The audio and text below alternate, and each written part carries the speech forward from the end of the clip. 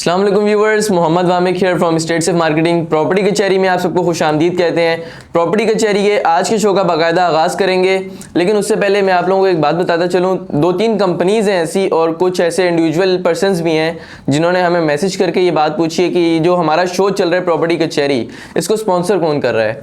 तो आप लोगों को भी बताता चलूँ और हमारी ऑडियंस में सुनने की, ये जो प्रॉपर्टी कचहरी का शो हम लोग चला रहे हैं इसको स्पॉन्सर कर रही है स्टेट सेफ मार्केटिंग। और इन फ्यूचर अगर कोई आप में से स्पॉन्सर करना चाहते हैं तो फिलहाल अभी ऐसी कोई जो है इसके ऊपर हम लोगों ने नहीं रखी हुई स्पॉन्सर करने की इसकी, लेकिन इन फ्यूचर जब हम इसको एक्सटेंड करेंगे या इन फ्यूचर अगर कोई भी इस तरह की हम लोग पॉलिसी बनाते हैं कि आप लोग इसको स्पॉन्सर कर सकते हैं तो वो हम फिर स्पेशल एक अनाउंसमेंट कर देंगे आप लोगों के लिए। तो आज की प्रॉपर्टी कचहरी शो का बाकायदा आगाज़ करते हैं। हमारे साथ ऑडियंस भी मौजूद है, प्रॉपर्टी एडवाइजर साकिब मिनास लीला साहब भी हमारे साथ मौजूद है और ठेकेदार अकरम साहब भी हमारे साथ मौजूद हैं। अस्सलाम वालेकुम एवरीवन। अस्सलाम वालेकुम सर। वालेकुम अस्सलाम। वालेकुम सलाम। वालेकुम अस्सलाम। वालेकुम अस्सलाम। वालेकुम अस्सलाम।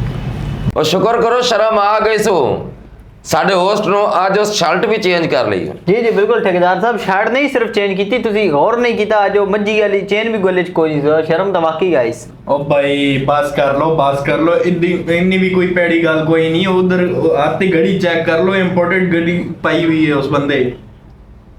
इंपोर्ट कराइस? हाँ इंपोर्ट कराइस ना, यूके तो आई है भाई। और नहीं और रानीपुर तो आई होनी है। मामा यूके तो आई है। यूके क्या मतलब उमरकोट?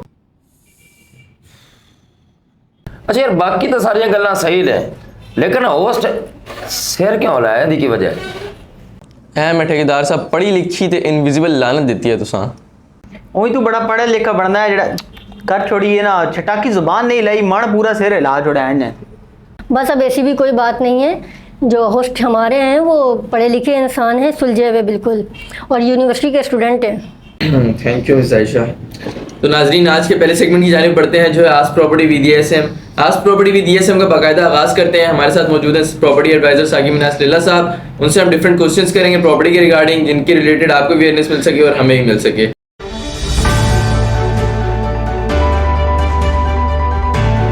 सर आज का पहला सवाल ये है कि बिल्डर ट्रांसफर और बैरियर ट्रांसफर में क्या फ़र्क है? जी बिल्कुल वामिक, लास्ट प्रॉपर्टी कचहरी में हमने एक वीडियो बनाई भी थी फाइल या प्लॉट की ट्रांसफ़र पर, लेकिन उसमें हमने आई थिंक बैरियर टाउन का जिक्र नहीं किया था। तो असल में आजकल लोग काफ़ी कंफ्यूज्ड हैं, परेशानी का सामना करना पड़ता है। जब जाते हैं तो कोई कह रहा है जी ये फ़ाइल बिल्डर ऑफिस से ट्रांसफ़र होगी, बिल्डर ट्रांसफ़र है।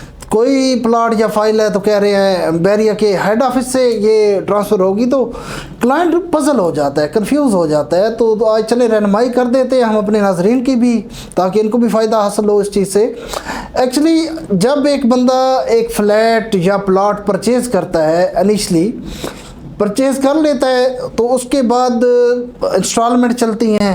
ड्यूरिंग इंस्टॉलमेंट्स जब तक मतलब अच्छा बाज़ लोग यहाँ पे ये भी मैं समझता हूँ कि पोजीशन भी मिल जाता है, लेकिन लोग समझ रहे होते हैं कि पोजीशन मिल गया है तो अब ये फ़ाइल बैरिया हेड ऑफिस में चली गई है, तो ऐसा नहीं होता। एक्चुअल में पोजीशन भी मिल गया तब तक बिल्डर ही ट्रांसफ़र करेगा उसका।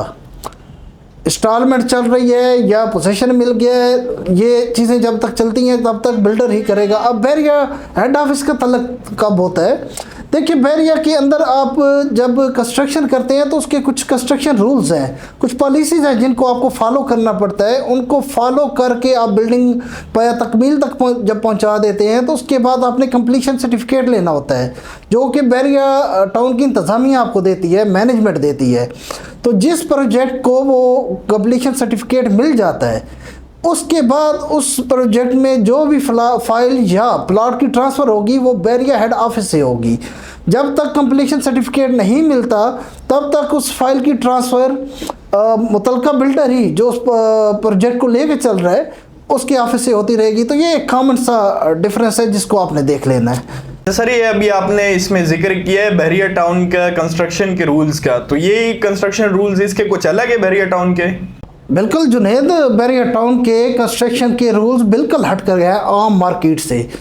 अब देखें अगर बैरिया टाउन में आपका प्लॉट है 125 गज का, तो आप पे कुछ पॉलिसीज उनकी इम्प्लीमेंट होती हैं। अच्छा, कंस्ट्रक्शन को तो हम बाद में डिस्कस करते हैं। अभी आपका प्लाट आपने घर बनाना है तो सबसे पहले आउटर एलिवेशन जो उसका होगा वो अपनी मर्ज़ी से आप डिसाइड नहीं कर सकते।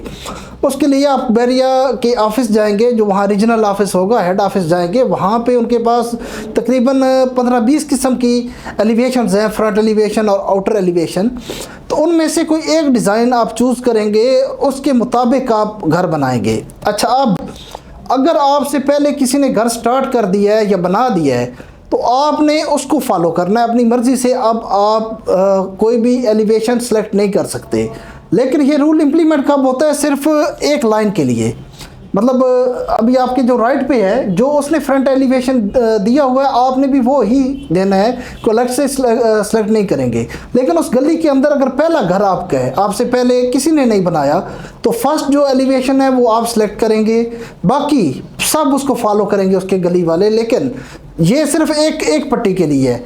जो आपके मुखालिफ घर बनेगा उसकी एलिवेशन अलग होगी, उसके मुताबिक होगी, लेकिन पूरी जितनी भी लाइन होगी एक ही फ्रंट एलिवेशन। जो पहला बंदा जिसने कंस्ट्रक्शन करनी है उसने जो डिज़ाइन सेलेक्ट किया है उसी तरह ही पूरी की पूरी गली बाकी भी उसको फॉलो करेंगे। अच्छा, उसके बाद फिर कवर्ड एरिया और ओपन एरिया, इसका बड़ा डिफरेंस है। बैरिया टाउन में अगर 125 गज का आपका प्लाट है तो आपको 75% कवर्ड एरिया देना है और 25% ओपन एरिया देना है। लेकिन अगर 250 गज का आपका प्लाट है, मतलब 10 मरले का, तो फिर 65% आपने कवर्ड एरिया देना है और तकरीबन 35% आपने ओपन एरिया देना है। इसी तरह अगर 1 कनाल या इससे ज़्यादा का या 500 गज या इससे ज़्यादा का प्लॉट आपका बैरिया टाउन में है तो फिर 50% आप कवर्ड एरिया देंगे और 50% आप ओपन एरिया देंगे।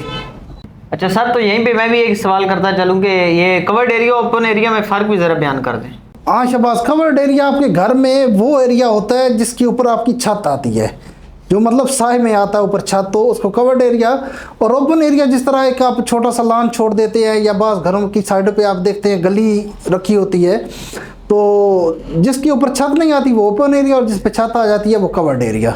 अच्छा सर, ये एलिवेशन की बात आपने बता दी है कि अगर कोई बंदा अगर फर्ज कर उसका पहला घर है उसी गली में, वो अपने ही डिज़ाइन पे बनाना चाहता है तो उसका क्या प्रोसीजर है सर? बिल्कुल, मतलब जो आप ये कहना चाह रहे हैं जुनैद साहब कि जो एलिवेशन के डिज़ाइंस वहाँ पर मौजूद हैं बैरिया के हेड ऑफिस में, अगर उनसे कोई हट के बनाना चाहे तो बिल्कुल वो बना सकता है। लेकिन इसके लिए प्रोसीजर बड़ा लेंथी है।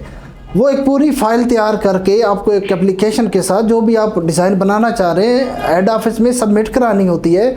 और उसके अप्रूवल का जो प्रोसीजर है वो कम अज़ कम 1 साल है। 1 साल आराम से लग जाता है उसके अप्रूवल में। और अगर लेट्स सपोज 1 साल में वो अप्रूव नहीं होता, नॉट अप्रूव्ड हो के आ जाता है, तो 1 साल आपका वेस्ट हो गया। अब दोबारा आप अगर वो डिज़ाइन चेंज करते हैं तो फिर 1 साल का लिए आपको वेट करना पड़ता है। तो इसके लिए फिर लोग जो है ना तरजीह इसी चीज़ को देते हैं कि जो 20-25 डिज़ाइन उनके ऑफिस में पड़े हैं उन्हीं में से कोई सिलेक्ट कर लें। और वो भी बड़े अच्छे डिज़ाइन होते हैं, बड़ी अच्छी फ्रंट एलिवेशन हैं उसमें भी। अच्छा, बात कवर्ड एरिया की हो रही थी और ओपन एरिया की। और कवर्ड और ओपन एरिया जो आपने छोड़ना है, मतलब जिस तरह मैंने बताया कि अगर आपका 125 गज या 5 मरले का प्लाट है तो 75% आपने कवर्ड एरिया देना है और 25% आपने ओपन एरिया। वो ओपन एरिया भी आप अपनी मर्ज़ी से नहीं दे सकते, वो भी आपको बैरिया से मैप अप्रूव कराना है। और उसके मुताबिक जो बैक साइड पे घर की गली छोड़ी जाती है वो 3 फुट की, फ्रंट पे 5 फुट की और साइड की गली की वो पैमाइश आपको बताते हैं। इसी तरह जैसे जैसे डायमेंशन बढ़ती जाती है, 10 मरले का या 250 गज का प्लाट हो गया तो उसके लिए गलियों का साइज़ भी ग्रेजुअली उसी तरह बढ़ जाता है, तो उसको भी आपको फॉलो करना पड़ता है। इसके अलावा फिर जो आपकी एक पैरापिट वॉल होती है छत के ऊपर, उससे ज़्यादा आपने कोई कंस्ट्रक्शन छत पे नहीं करनी। आप नॉर्मली अगर देखें यहाँ कराची के अंदर देख लें या पंजाब में देख लें कि एक कमरा ऊपर अलग से बना दिया जाता है, लोग बना देते हैं स्टोर टाइप। लेकिन बैरिया के रूल्स में ऐसी कोई बात नहीं है। पैरापिट वॉल से आपने ऊपर कंस्ट्रक्शन नहीं करनी। जो बाहर से नज़र आए पैरापिट वॉल से ऊपर जा रही है तो वो बिल्कुल भी अलाउड हरगिज़ नहीं है। सर फिर ये जो हम लोग छत के ऊपर ममटी बनाते हैं, ममटी जिसे हम लोग कहते हैं, जो स्टेयर्स की प्रोटेक्शन के लिए और घर में बारिश का पानी वगैरह ना आए इसलिए बनाते हैं, इसका क्या सीन है? अगर पैरापेट वॉल से ऊपर इजाज़त ही नहीं है तो वो नहीं बना सकते हम इसमें ममटी? अच्छा, बैरिया टाउन में ना अगर आप देखें वामिक साहब, उसके जितने भी मैप्स अप्रूवल हैं, स्टेयर सारी बाहर से हैं, स्टेयर केस जो भी हैं आउटर से हैं, इंटीरियर घर के अंदर से अलाउड ही नहीं है। आप स्टेयर्स अंदर से दे ही नहीं सकते। तो जब स्टेयर्स अंदर से आप नहीं दे रहे हैं तो टावर फिर बनेगा कैसे? आप कोई भी नक्शा उठा के देखें, चाहे 125 गज का है, 250 गज का है या 1 कनाल का है, स्टेयर केस उसके मैप में है ही बाहर आउटर में, तो फिर ज़रूरत नहीं रहती टावर की या ममटी की। अच्छा, इसी तरह और काफ़ी सारे रूल्स बैरिया के इम्प्लीमेंट होते हैं। अब अगर हम कंस्ट्रक्शन में जाएं तो अब नॉर्मली बाहर कहीं देखें टाउन्स में कंस्ट्रक्शन अपनी मर्ज़ी की होती है, जितना आप चाहें सीमेंट लगाएं, जितना दिल रेती लगाएं, जो मर्ज़ी है अपनी मर्ज़ी से। मिसाल ये काठ का बनाएं, एक छेंगा बनाएं, लेकिन बैरिया टाउन में फ़िक्स है। जब भी बैरिया टाउन में आप कंस्ट्रक्शन करेंगे, सबसे पहले तो बेसमेंट जो उसकी आपने बनानी है, खुदाइयाँ करनी है, उसका अप्रूवल आपको उनकी टीम देगी और उनकी टीम बार बार आके साइट पे चेक करती है, चेक भी करती है। और उसके अलावा एक सरप्राइज राउंड्स भी उनके होते हैं कि कोई रूल्स को तोड़ तो नहीं रहा। फिर सरिया कौन सा आप इस्तेमाल कर रहे हैं, कितना इस्तेमाल करना है, क्वांटिटी वो। अच्छा, मिसाला जो होता है उसका एक बाकायदा आपने पहले ब्लॉक तैयार करना है, ब्लॉक तैयार करके उनके लैब में जाएगा, वहाँ पे वो टेस्ट करेंगे, अप्रूव करेंगे, उसके बाद फिर उस मिसाले को ही आप फॉलो करेंगे पूरे घर पे।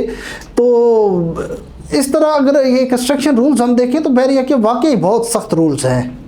ठेकेदार साहब, बैरिया के रूल सुनकर तो सन डर ही लग गया। एक गाना सुना दो ना कदी इत्थे।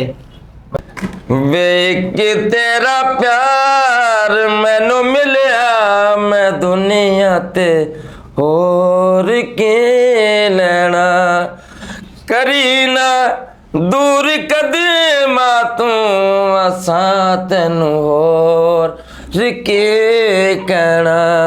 वे कि तेरा प्यार मैनू मिलिया, मैं दुनिया ते होर के लेना, तू अपने सारे गम दे दे, मैं बन जावा खुशी तेरी, तू अपने सारे गम दे दे, मैं बन जावा खुशी तेरी, मैं बन जावा खुशी तेरी, बनागी तेरा परछावा जदों तक जिंदगी मेरी, जदों तक जिंदगी मेरी, मोहब्बत दे सहारे ते असा दिन चार जे लेना।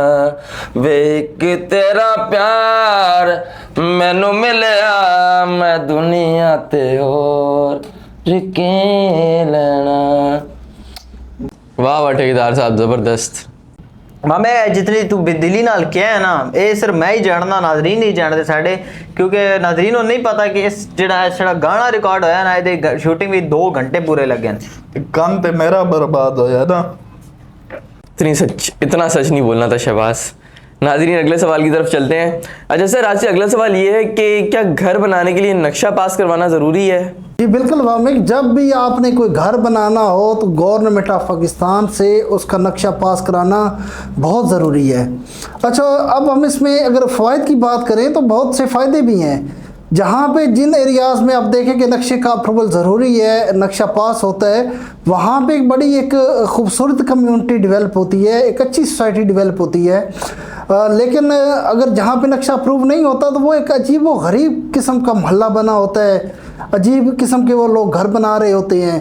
अच्छा, उसके अलावा फिर सेफ्टी को भी मद्देनज़र रखा जाता है नक्शे के अंदर। जब आप नक्शा अप्रूवल के लिए देते हैं तो उसमें काफ़ी सारे पॉइंट्स हैं जो वहाँ पे एनालिसिस करने वाले लोग बैठे होते हैं, वो उसमें जज करते हैं आपके मैप के अंदर, किस मैप के अंदर किस किस चीज़ का ख्याल रखा गया है। अब नॉर्मली घर बनाना तो लोग वेंटिलेशन का बिल्कुल भी ख्याल नहीं रखते, लेकिन जो नक्शा आपका अप्रूव होता है उस पर आप वेंटिलेशन चेक किया करें, हर वाशरूम को, हर कमरे को हर तरह से वेंटिलेशन मुहैया की गई होती है। इसके अलावा फिर सेफ्टी एग्ज़िट भी उसमें तकरीबन मतलब 2 दरवाज़े लाजमी वो जो अप्रूव करते हैं वो दिलवाते हैं कि अगर इमरजेंसी एग्ज़िट कहीं से करना पड़े तो उस घर से बंदा कर सके। तो ये कुछ ख़ास मतलब फ़ायदे भी हैं नक्शा अप्रूवल के, और गवर्नमेंट की तरफ से पाबंदी भी है कि जब भी आपने कोई घर बनाना है तो नक्शा लाजमी अप्रूव कराना है। अच्छा सर, जिस तरह अभी आपने बताया है कि जिस जगह पे जो है ना नक्शा अप्रूव होता है वो अच्छे डेवलप होते हैं, तो कुछ ऐसे इलाके भी है जिसमें नक्शा अप्रूव करवाने की ज़रूरत नहीं है? हाँ जुनैद, असल में ना जो हमारे गांव देहात होते हैं वहाँ पे नक्शा अप्रूव कराना ज़रूरी नहीं होता। और इसी तरह अगर शहर भी है तो शहर में जो शहर का एरिया टाउन कमेटी या म्यूनसिपल कमेटी में आ रहा होता है वहाँ तक तो नक्शा अप्रूव कराना गवर्नमेंट से ज़रूरी है। लेकिन जो एरिया टाउन कमेटी या म्यूनसिपल कमेटी से बाहर आ रहा है वहाँ नक्शा अप्रूव कराना ज़रूरी नहीं होता। लेकिन यहाँ पे हमारे स्टाम्प फरोश या यूनियन काउंसिल वाले या टाउन कमेटी वाले दिहाड़ी लगाने के पे बैठे हैं। एक आम बंदे को इस चीज़ का इल्म नहीं होता और वो अपनी दिहाड़ी लगा लेते हैं कि नहीं जी यहाँ भी नक्शा अप्रूव होना है जी, इतने पैसे दे दें, और एक सादा लो आदमी उसको उतने पैसे दे देता है। तो इस चीज़ का नॉलेज हर बंदे को होना ज़रूरी है। तो सर ये फिर इसका नक्शे का अप्रूवल लेना कहाँ से होता है? मोहम्मद सर अप्रूवल जो है ना खादिम गोट से मिलता है। क्यों तू अपील उस टाइम पर ला के बेच रहे हैं? आपे नहीं होता था कि पता तू खादिम गोट होना कल ना है बड़े बड़े प्राइम मिनिस्टर साढ़े एक्स के हैं तो वो भी होता है खादिम गोट सलाम ठोकने जाते होता है। ओ भाई उन्होंने मिनिस्टर नहीं कहते, उन्होंने कुछ और कहते ने, तो इतने नहीं कह सकते हो। ओए असलम साहब मैं सुना है इमरान खान उनके कहीं उत्थे डके मैंने। हाँ उत्ते टके ही। और सर जी छड्डो इन्हां नूं तुसी दसो। जी वामिक, जहाँ तक घर के नक्शे के अप्रूवल की बात है या पास कराने की बात है, अगर तो आप पंजाब में हैं तो ये डिस्ट्रिक्ट काउंसिल की ऑफिस से होगा। डिस्ट्रिक्ट काउंसिल में चले जाएं, वहाँ से जाके अप्रूव करवा सकते हैं आप। जहाँ अगर तो कराची में हैं आप तो फिर SBCA के ऑफिस में चले जाएं, सिंध बिल्डिंग कंट्रोल अथॉरिटी। बल्कि Sindh building control authority SBCA ने तो बड़ी अब आसानियाँ कर दी हैं। ऑनलाइन भी अप्रूवल के लिए इन्होंने एक पोर्टल भी बना दिया है। अगर आप इनके ऑफिस जाएं तो इसके लिए एक डिपार्टमेंट अलग कर दिया गया है, मुख्तलिफ काउंटर्स बना दिए गए हैं और बड़ी आसानी हो गई अब।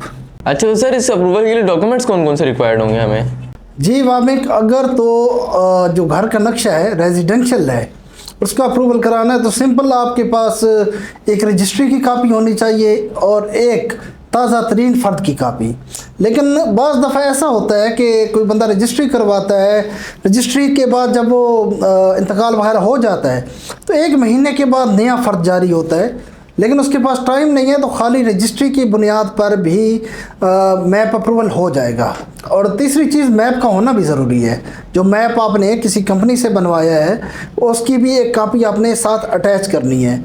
उसके बाद अगर ये तो रेजिडेंशियल का है कि रजिस्ट्री फ़र्द और उस मैप की जो है कापी ये लग जाएंगे।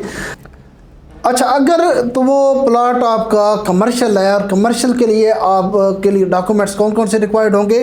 सबसे पहले तो वही रजिस्ट्री, उसके बाद फ़र्द, और फ़र्द के बाद सिविल डिफेंस 1 और 2 की NOC और स्ट्रक्चर स्टेबिलिटी सर्टिफिकेट एक बनता है, उसकी एक कापी आपने उसके साथ अटैच कर लेनी है। उसके बाद कन्वर्जन की अगर आपने फ़ीस अदा की हुई है तो उसकी रसीद साथ लगा देनी है। तो ये डॉक्यूमेंट कमर्शियल के लिए हैं और रेजिडेंशियल के डॉक्यूमेंट्स मैंने पहले बता दिए हैं। सर मेरा भी यहाँ पे आपसे एक सवाल है कि अगर ग्राउंड फ्लोर बना हुआ हो तो फर्स्ट फ्लोर बनाने के लिए ग्राउंड फ्लोर की और फर्स्ट फ्लोर दोनों की फ़ीस पे करनी होगी?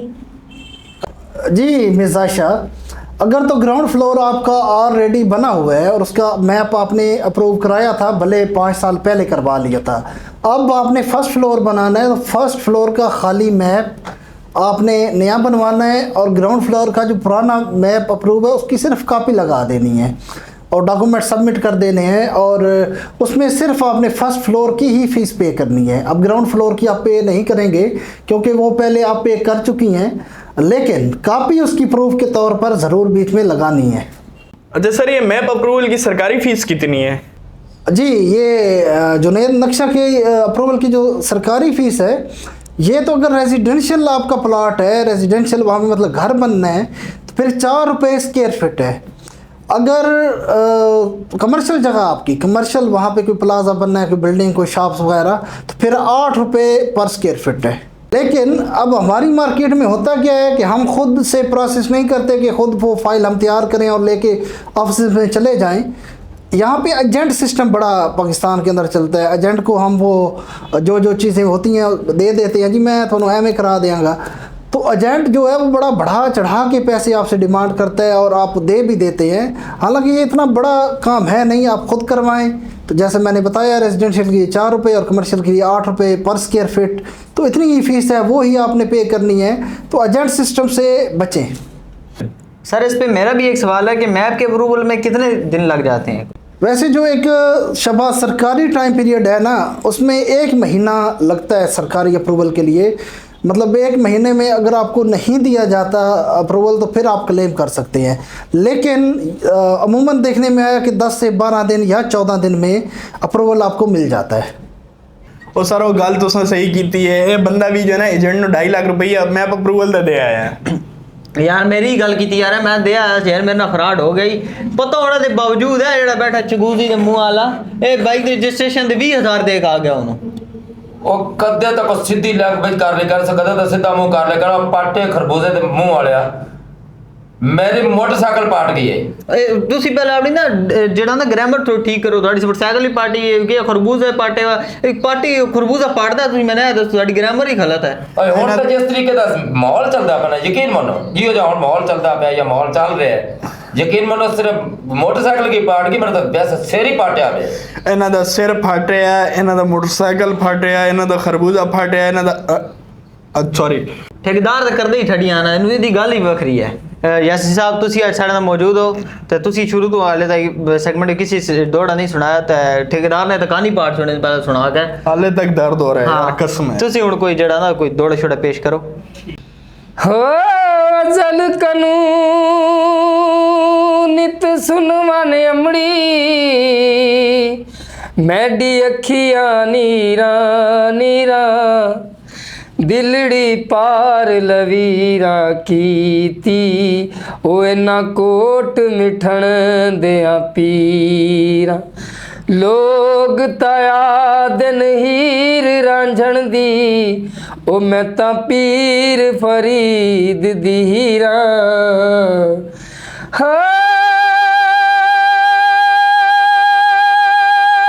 बाजू पीर फरीद फकर दे केड़ा माफ करे तकसीरा ओ पुछ पुछ हारियां अखियां दिल तू होसी कदों दीदार ओ दिल बर मिल सी केड़े वार हो सांवल मिल सी केड़ो वार हो की जाना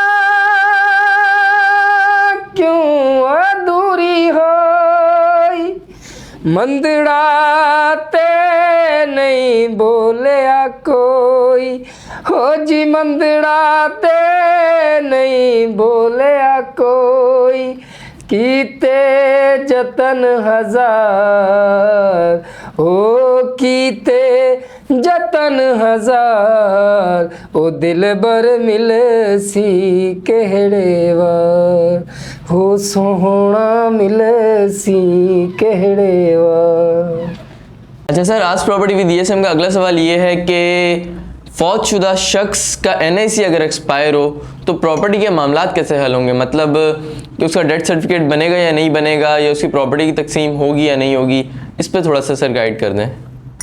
अच्छा, वहाँ में किस चीज़ पे हम बहुत ज़्यादा निगलिजेंसी करते हैं। मतलब ID कार्ड एक्सपायर हो जाता है और साल 1.5 साल हम उसको रिन्यू ही नहीं करवाते। इसी तरह अगर किसी का ID कार्ड रिन्यू नहीं हुआ, एक्सपायर हो गया था, उस बंदे की डेथ हो जाती है, तो देखिए उसमें सबसे पहले बर्थ सर्टिफिकेट बनना होता है। तो बर्थ सर्टिफिकेट तो बन जाता है, उसका कोई मसला नहीं है, क्योंकि वो तो एक मुतलका जो आपका यूनियन काउंसिल है उसके इख्तियार में है, तो वो बर्थ सर्टिफिकेट बना के दे देते हैं। लेकिन इसके बाद कई मसले मसाइल आपके लिए बन जाते हैं, जैसा कि अगर उसमें विरासती इंतकाल के लिए आप जाते हैं तो मुख्तियार का जब ID कार्ड देखता है उस पर एक्सपायरी डेट होती है, एक्सपायर ID कार्ड वो होता है, तो वो रिजेक्ट कर देता है कि पहले इसका हल करके हो, उसके लिए आपको फिर अदालत से रजू करना पड़ता है, सिविल कोर्ट में जाके आपको पिटीशन फाइल करनी पड़ती है, काफ़ी सारे अखराजात आपके होते हैं। उसके बाद अदालत उस चीज़ को अप्रूवल देती है, वो अप्रूवल लेके आप जाते हैं मुख्तियारकार के पास और फिर जाके आपको वो मसला हल होता है। इसी तरह अगर आपका बैंक जो मुतवफ़ी शख्स है उसका बैंक अकाउंट है, उसके अंदर अगर कुछ पैसे पड़े हैं तो बैंक अकाउंट सीज़ हो जाता है। बैंक अकाउंट जब सीज़ हो जाता है या आईडी कार्ड की कॉपी एक्सपायर है तो उसके लिए फिर आपके मसले, क्योंकि आजकल जितने भी आपका बैंकिंग सेक्टर है या FBR है, ये टोटली कनेक्टेड हो चुका है नादरा के साथ। जैसे आईडी कार्ड एक्सपायर होता है तो बैंक अकाउंट सीज़ हो जाता है, तो बैंक अकाउंट सीज़ पड़ा होगा और जिसके अंदर जितने भी पैसे हैं वो सारे ज़ब्त हो चुके होंगे, तो उसको अब दोबारा सक्सेशन सर्टिफिकेट की जब आपको ज़रूरत पड़ेगी तो उसमें आपके लिए मसले मसाइल पैदा होंगे, फिर वही अदालत से रजू करना पड़ेगा। तो बेहतर यही है कि हर बंदा अपना आईडी कार्ड अपडेटेड रखे। अच्छा, अब कुछ लोगों का इसमें सवाल ये भी आ जाता है कि ये देखें जी, वालिद साहब जो है बीमार हैं, नादरा ऑफिस में नहीं जा सकते कि वहाँ जाके वो अपने फिंगरप्रिंट्स दें या अपनी वो पिक्चर दें और दोबारा आईडी कार्ड रिन्यू हो। अक्सर ऐसे मरीज़ होते हैं कि बेचारे चल नहीं सकते, बिल्कुल बेड पे होते हैं, कंडीशन बड़ी वर्स्ट होती है। तो आजकल नादरा ने ऑनलाइन ऐप दे दी है, आप जाके उसको डाउनलोड करें, इंस्टॉल करें, उसके बाद ऑनलाइन आप अपना आईडी कार्ड रिन्यू करा सकते हैं। तो जो भी आपके वालिद साहब, दादा साहब या वो पेशेंट हैं, उनकी ऑनलाइन आप अप्लाई करें और ऑनलाइन आईडी कार्ड बन के आपका TCS के थ्रू आपके घर पे आ जाएगा। इस चीज़ का ख्याल रखना बड़ा ज़रूरी है, एक्सपायर ना होने दें आईडी कार्ड को, नहीं तो कल को बड़े मसले मसाइलों का सामना आपको करना पड़ेगा। जबरदस्त सर, बहुत ब्रीफली आपने समझाया। अब ठेकेदार आपसे मैं थोड़ी सी रिक्वेस्ट करूँगा कि एक थोड़ा सुना दें हमें, ताकि माहौल हमारा थोड़ा गुस्साबार हो जाए।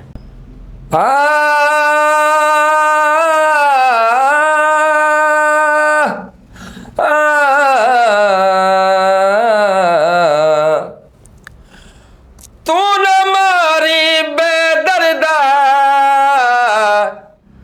ते मैनू होर किसे दा डर नहीं, गैरा नाल मैं समझ ले साहिक तू अणबट्टियां कर नहीं। जे लगदे यार निराश होनी ते मैनू आख चाया मी घर नहीं। जे लगदे यार निराश होनी ते मैनू आख चाया मी घर नहीं। मस्कीन दिया पे नब वैसी ओ तेरा सटना फका ते अमर। मस्जिदियां कटदारा भुले होए सजना दी हो बदीरां नु सद मारा। भुले होई सजना दी हो बदीरां नु सद मारा। लुड़ियां ते वत न रुकियां हंजुआं दिया कतारा। हिक हिक तू बनिया दो त्रै तू बनिया हजारा। लुड़ियां ते वत न रुकियां हंजुआं दिया कतारा। ओ लुड़ियां ते वत न रुकियां वत न रुकियां। ठेकेदार साहब, वाह क्या बात है, जादू है आपकी आवाज़ के अंदर। ज़बरदस्त ठेकेदार साहब। अच्छा सर, आज का अगला सवाल ये है कि अगर किसी शख्स के प्रॉपर्टी के कागजात कोई जाली बनवा ले तो इसका क्या प्रोसीजर है, मतलब इसका क्या हाल है फिर उसके बाद? जी बिल्कुल कुछ भी ना करें, सबसे पहले तो अपने हवास पर काबू रखें। ये मसला काफ़ी देखा गया है, काफ़ी केसेस हमारे सामने भी आए हैं कि प्रॉपर्टी किसी बंदे की अगर है और उस पर जो है जाली कागजात बना लिए जाते हैं, रजिस्ट्री जाली बना ली जाती है, इंतकाल इवन के मुख्तियारनामा ख़ास, मुख्तियारनामा आम, ये लोग जाली बना लेते हैं। ये कोई बड़ी बात नहीं है जाली बनाना। अगर इस तरह का कोई मसला हो जाता है, आपकी प्रॉपर्टी पे कोई कब्ज़ा कर लेता है जैली दस्तावेज़ात बना के, और आपको वो थ्रेट कर रहा होता है कि ये देखें जी मैं इसका मालिक हूँ ये वो, तो आपने परेशान नहीं होना। लोग परेशान हो जाते हैं, डिप्रेशन में चले जाते हैं, हवास बाख्ता हो जाते हैं। सबसे पहले अपने हवास को कंट्रोल रखना है। देखें इतना भी वो लाकानूनियत इस मुल्क में नहीं है। उसके बाद आपने देखना है कि किस नौइयत का ये काम हुआ है। सबसे पहले तो उस बंदे के ख़िलाफ़ एक्शन लेना है। आप थाने जाके एक FIR दर्ज कराएंगे, एक रिट दर्ज कराएंगे। उसके बाद आप एक पिटीशन फाइल कर दें मुतल्लिका कोर्ट के अंदर। और अगर आप देखें बाज़ दफ़ा ये सीन भी देखने में आए हैं कि पटवारी मुलविस होता है, जानबूझ के आपका डाटा किसी और के नाम पर लिख देता है, और बाद में बड़े मसले मसाइल होते हैं। तो पटवारी भी कोई इतनी बड़ी बला नहीं है जितनी आप लोग समझ लेते हैं। पटवारी जो है वो अरफ़े आखिर नहीं है, अकले कुल नहीं है। पटवारी के ऊपर तहसीलदार बैठा है, उसको एप्लीकेशन दें।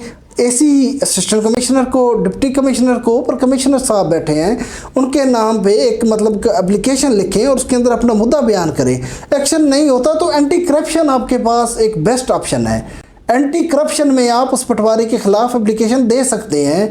उसके अलावा आपकी अदालतें हैं, कोर्ट में जाके आप वो चैलेंज कर सकते हैं। तो हमेशा जो है ना जीत जो है वो सच की होती है। अगर आप सच्चाई पर कायम हैं, तो आपके साथ फ्रॉड हुआ है, धोखा हुआ है, जैली दस्तावेज़ात बनी हैं, तो उस पर वो केस आप हारेंगे नहीं। लेकिन यहाँ पे लोग उस तरफ जाते ही नहीं हैं, पहले ही हाथ खड़े कर देते हैं और उसको अल्लाह के भरोसे छोड़ देते हैं। थोड़ा सा अगर आप मेहनत कर लें ना, उस केस पे वर्किंग कर लें, तो आप वो केस जीत जाते हैं। क्योंकि जो साइन वगैरह उन्होंने जाली किए हुए हैं, ये कोर्ट में बड़े आसानी से प्रूव हो जाता है कि ये जाली साइन है। तो बिल्कुल आप एंड तक जो है ना उस केस पे अमल पैरा रहें, तो इंशाल्लाह आप जीत जाएंगे। अच्छा नाज़रीन, आज के अगले सेगमेंट जाने बढ़ते हैं, जो है awareness with ESM। Awareness with ESM में हम लोग आपको उन चीज़ों से अवेयर करते हैं जो आपके लिए हार्मफुल हैं, या जो चीज़ें आपको नुकसान पहुंचा सकती हैं, या जो चीज़ें आपको फ़ायदा दे सकती हैं, उन चीज़ों के बारे में हम आपको अवेयरनेस देते हैं। चलिए इस सेगमेंट का भी बाकायदा आगाज़ करते हैं।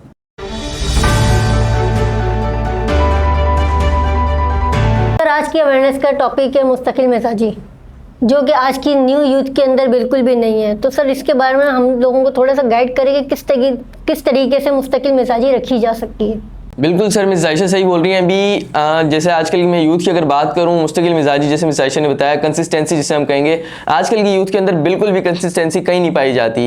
लेट्स सपोज अगर मैं खुद अपने आप को कंसिडर करूं, या अपने फेलोज़ को ले लूं, या अपने फ्रेंड्स को ले लूं, उनका सर यही है, हर चीज़ में शॉर्टकट ढूंढेंगे, मतलब हर चीज़ के अंदर शॉर्टकट ढूंढे। अभी जैसे मैं आपको अपने एक फ्रेंड की एग्जांपल दूं, 1 साल हो गया उसको ना, मतलब जब से हम लोग प्रैक्टिकल लाइफ में आए हैं, तो मुझे स्टेट सेफ ज्वाइन किए हुए तकरीबन 2 साल हो गए हैं, 2-2.5 साल मुझे स्टेट सेफ में अपनी सर्विसेज पेश करते हुए हो गए हैं।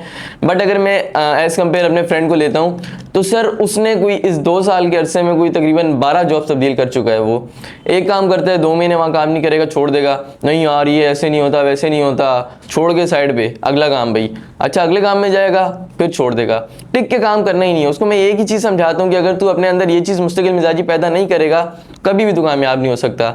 और यही आजकल की यूथ की अगर मैं 90% बात करूँ ना, तो हर बंदे में तकरीबन यही है। सर इसको आप भी थोड़ा डिस्क्राइब करें अपने वर्ड्स में, कि और फिर बोलते हैं कि हम फेलियर, हम लोग इतने ज़्यादा फेलियर हम लोग बर्दाश्त करते हैं, कामयाब नहीं हो सकते, ये नहीं कर सकते। सर मैं चाहूँगा इसके ऊपर आप भी थोड़ी सी रोशनी डालें। अच्छा वामिक, यहाँ पे मुझे इल्लामा इकबाल साहब का एक शेर याद आ गया है, मिटा दे अपनी हस्ती को अगर कुछ मर्तबा चाहिए, मिटा दे अपनी हस्ती को अगर कुछ मर्तबा चाहिए, दाना खाक में मिलकर गुले गुलजार बनता है। तो बात यह है, आजकल की हमारी जो यूथ है, इनके अंदर वाकई ही मुस्तकिल मिजाजी बिल्कुल नहीं है। 2 महीने एक जगह पे काम करना है, 3 महीने एक जगह पे करना है। दूसरी फिर इनमें अकड़ बहुत है। लेकिन इनके आप ख्वाब देखें, सपने देखें, तो ये जी वैगन के, फॉर्चूनर के, प्राडो के सपने देखते हैं। लेकिन इस स्टेज तक पहुंचने के लिए कभी भी अक्कड़ के साथ आप नहीं पहुंच सकते कि एक जगह पे आप काम कर रहे हैं, आपको अपने बॉस की, मैनेजर की, सीनियर सुपरवाइज़र की कोई बात बुरी लगी है, और दूसरे दिन से आपने आना ही छोड़ दिया है। आपके अंदर से अना जाग गई, आपके अंदर से अक्कड़ जाग गई। दूसरे दिन से नहीं जी, मैनेजर होगा तो घर में होगा, कंपनी में हमारा मैनेजर ना बने। भाई मैनेजर कंपनी में ही होता है, घर पे मैनेजर कोई नहीं होता। घर पे तो वो एक बाप है या एक हस्बैंड है। तो अगर आपने तरक्की करनी है तो आपको अपनी मैं ख़त्म करनी पड़ेगी। जितने भी बड़े बिजनेसमैन आप देखें, उन्होंने अपनी मैं ख़त्म की है, खुद को मिट्टी में रोला है, तो जब जाके कामयाब हुए हैं और उनके ख्वाब पूरे हुए हैं। और मुस्तकिल मिजाजी की जहाँ तक मैं बात करूँ तो एक दिन या 2 दिन में या एक हफ्ते, महीने, 2 महीने, 6 महीने, साल में कोई कामयाब नहीं होता। कामयाबी के लिए कम अज़ कम आपको 3 साल रिक्वायर्ड होते हैं। एक ही फील्ड पे ईमानदारी के साथ, मुस्तकिल मिजाजी के साथ टिक कर आप काम करेंगे एक ही फील्ड में, तो आप कामयाब होंगे। किसी भी फील्ड में अगर 10,000 घंटे आप काम नहीं करते, 10,000 घंटे आपके टोटल टाइम पीरियड नहीं, काम करने की मैं बात कर रहा हूँ, जो प्रैक्टिकली आपने काम करा। अगर एक कंपनी में आप 8 घंटे काम कर रहे हैं तो 8 घंटे आप काम नहीं करते, काम आप 3 घंटे ही करते हैं। बाकी लंच टाइम आ जाता है, इधर गपशप उधर गपशप, फेसबुक चला ली, वो तो फजूल गया। एक्चुअल जो काम होता है 10 घंटे। अब 10 घंटे आप 10,000 घंटे अगर एक ही फील्ड में आप काम करते हैं तो तब आप उसके एक्सपर्ट कहलाए जाते हैं। अब 10,000 घंटों को खुद आप कैलकुलेट कर सकते हैं कि पर डे अगर आप 9 घंटे काम कर रहे हैं तो कितना टाइम पीरियड इसमें बनता है, आप खुद ज़रा इसको कैलकुलेट कर लीजिएगा। तो मुस्तकिल मिजाजी बड़ी ज़रूरी है। आज के अवेयरनेस का हमारा दूसरा टॉपिक है अंडर एज ड्राइविंग। सर आपने देखा होगा कि आजकल जो है छोटे छोटे बच्चे बाइक राइड वगैरह कर रहे हैं, ड्राइविंग कर रहे हैं, जिससे काफ़ी नुकसानात हो रहे हैं। उन लोगों को भी हो रहे हैं और दूसरे जो लोग आवाम जो है सड़कों के ऊपर निकली हुई है उनको भी काफ़ी नुकसान हो रहे हैं। तो सर इसके बारे में आप थोड़ा सा बताएं कि किस तरीके से कंट्रोल करनी चाहिए। जी बिल्कुल मिस जायशा, अंडर एज ड्राइविंग आजकल का ट्रेंडिंग मसला है। जिस तरह बाकी सोशल मीडिया पे ट्रेंड चलते हैं, ये भी एक ट्रेंडिंग मसला बन चुका है और इसमें सरासर गलती पेरेंट्स की है। मैं ये अगर वालिदैन जितने भी देख रहे हैं ये वीडियो आज आपके नाम, कि थोड़ा सा मतलब ऐसा नहीं है कि किसी का बच्चा छोटी उम्र में ड्राइविंग कर रहा है और वालिदैन उससे बेखबर है, बल्कि वालिदैन अपनी सहूलत के लिए बच्चों को बाइक्स लेके दे रहे हैं। बच्चा भाई दही फड़ ले आई, दूध ले आना, सब्ज़ी ले आना, ये फूफो के घर चीज़ दे आओ। तो ये आजकल वाकया ही बहुत बड़ा मसला है। इसके देखें, एक तो बच्चे की अपनी ज़िंदगी ख़तरे में है क्योंकि वो अभी तक मैच्योर नहीं है। आप देखें जो भी अंडर एज बाइक चला रहा होगा कभी भी हेलमेट उसने नहीं पहना होता। मैं ख़ुद जो ऑब्ज़र्व करता हूँ रोड्स पे, जितने भी मैच्योर शख्स हैं उन्होंने हेलमेट पहना होगा, अंडर एज ने नहीं पहना होगा क्योंकि उसके बाल ख़राब होते हैं हेलमेट पहनने से। अच्छा, उसकी जान को तो ख़तरा है ही है, साथ में वो डिस्टर्ब पूरी ट्रैफिक को कर रहा होता है। अक्सर औकात ड्राइव करते हुए मुझे खुद बड़ी परेशानी का सामना करना पड़ता है। एकदम गाड़ी के आगे कोई बच्चा आके ब्रेक मारेगा, कट मारेगा, अंडर एज बच्चा ट्रैफिक के रूल्स को फॉलो नहीं करेगा। तो सबसे पहले तो पेरेंट्स को इस चीज़ पे अपना खसूसी नज़रसानी करनी चाहिए कि बच्चों को रोकें जब तक वो मतलब उनकी एज 18 साल नहीं हो जाती, लाइसेंस नहीं बन जाता, प्रॉपर वो प्रैक्टिस नहीं कर लेते। उनको समझाना चाहिए और रोकना चाहिए, सख्ती करनी चाहिए। दूसरा, फिर उनको आप हेलमेट स्पेशली घर से जब वो निकलें, चाहे वो 18 साल से बड़े या 25 साल के हैं, हेलमेट लाजमी पहनाएं कि हेलमेट पहन के आप जाएं।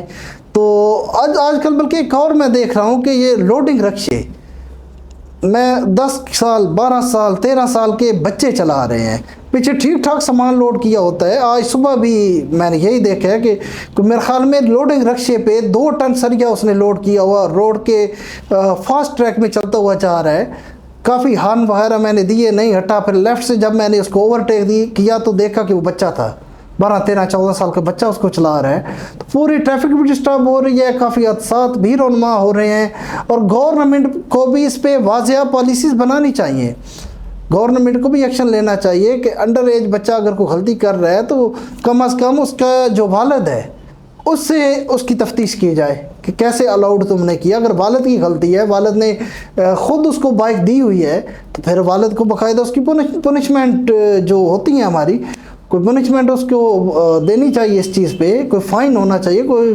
पेनल्टी होनी चाहिए, तब जाकर ये मसला सुधर सकता है। और हमारी ट्रैफिक पुलिस को, हाँ पंजाब में ट्रैफिक पुलिस इस हवाले से काफ़ी मुतहरक है, लेकिन कराची में ये मसले मसाइल हैं तो यहाँ की पुलिस को भी मुतहरक होना पड़ेगा। जी सर, आपने बिल्कुल सही फरमाया है।